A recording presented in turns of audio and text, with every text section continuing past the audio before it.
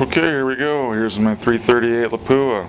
It is done for the most part, other than maybe some minor tweaking, but there it is. Kind of pan around and let everyone look at it, then I'll get into detail of what I was doing with this puppy.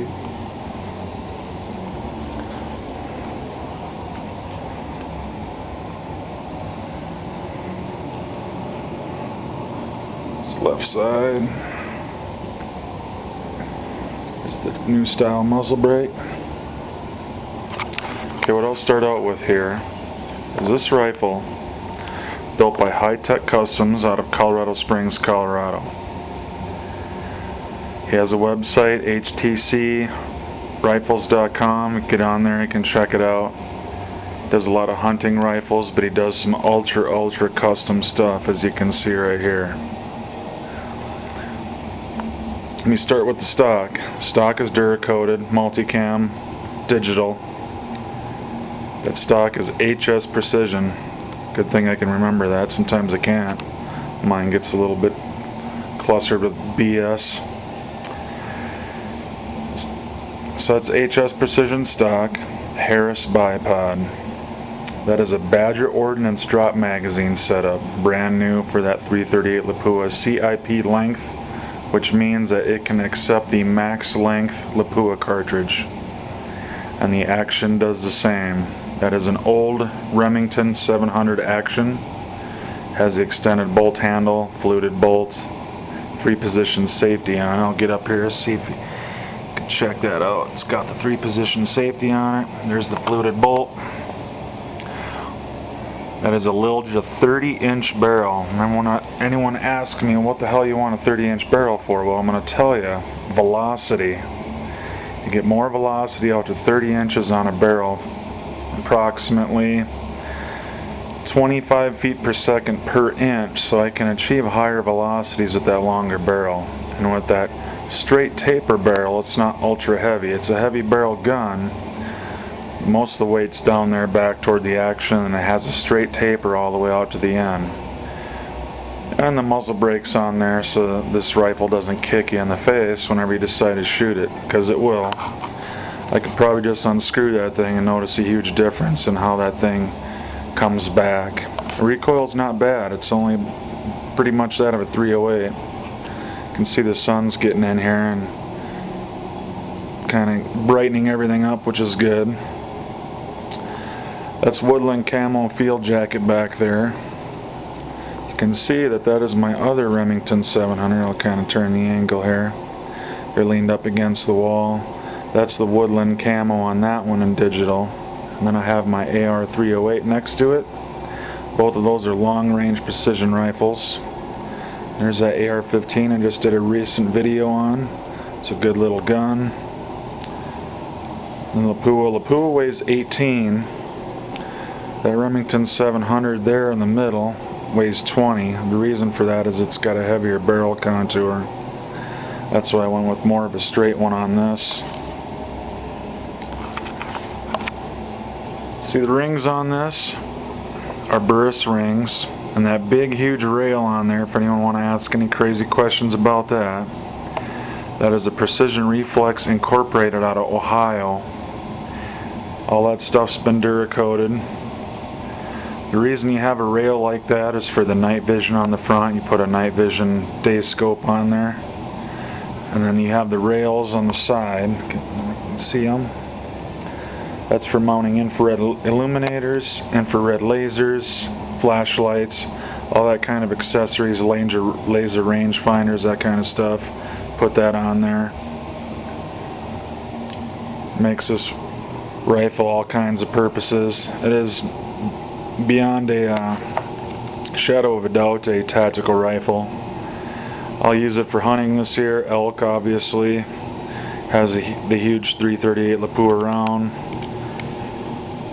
I could say it's a sniper rifle. A lot of people get upset about that. You're not a sniper, blah blah blah blah. Well, there's a ghillie suit.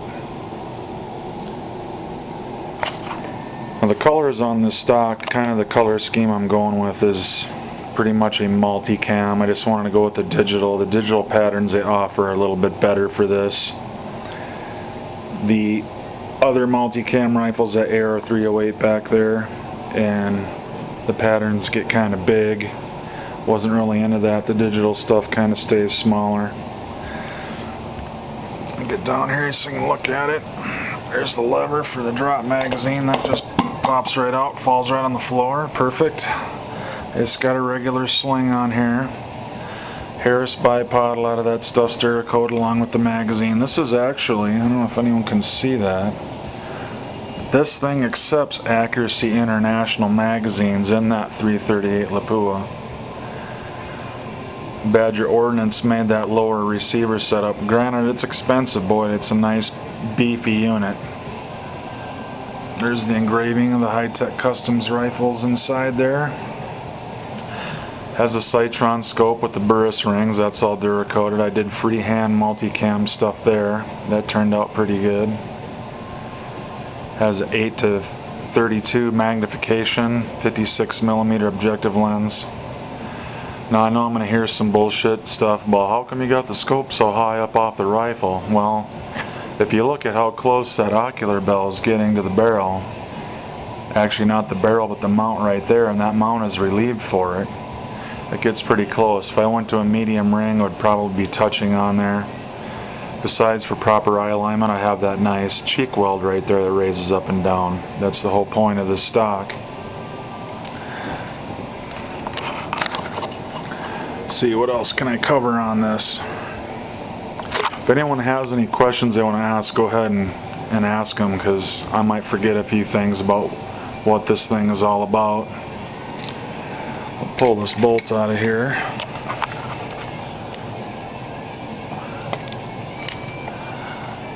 Rich Riley of High-Tech Customs does excellent work. If everyone can see, the bolt is opened up for the 338 Lapua and has a Seiko extractor in there.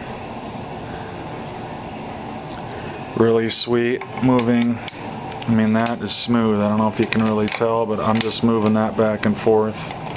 Ultra smooth.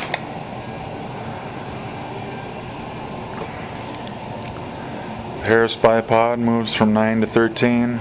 I was talking to a guy on the internet before, oh, you need a shorter bipod, 5 to 8, blah blah blah blah. Well, I'll tell you what, when you need to, if you're facing downhill and you're shooting uphill, a higher bipod the better. Because I have a 5.8 right there on that 308 AR. And all it's been is a huge bunch of problems. It's just way too short. Can't get the rifle up high enough. So, my advice to anyone that wants to buy a bipod, try something a little bit taller, because the short shit just doesn't work. If you're only shooting off a bench, fine, you can get down on it. But I shoot out in the woods and stuff, and frankly, a little short bipod's completely bullshit. I'm gonna end up taking that one off and getting a 913 Harris on that one.